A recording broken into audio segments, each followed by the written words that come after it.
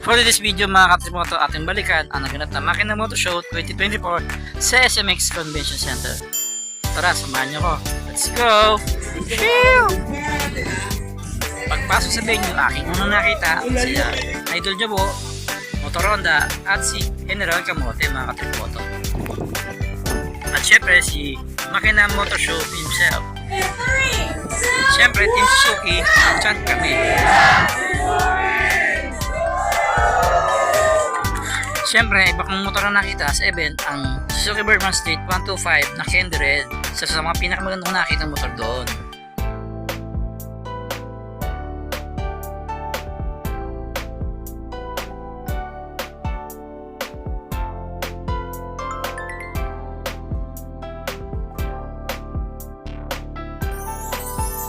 Isa rin sa aking nakitang motor na sa tingin ko'y maganda ang Max Scoot na bagong release ng Vogue, ang RS150. Meron siyang dalawang colors, isang black at isang white mga katrimoto. Oops mga katrimoto, huwag mong kalimutan mag-like, mag-share at mag-comment ka na rin kung anong motor ang nagustuhan mo sa Makina Motor Show noong April 27, 2024 mga katrimoto. Siyempre mga katrimoto, nagpa-picture din tayo kay Sir Mel, kay Jowo at kay Buhawi ng Team Evo sa kanilang booth. Napakaganda din ng kanilang booth mga katrimoto. Kompleto kasama si Madam Blatz.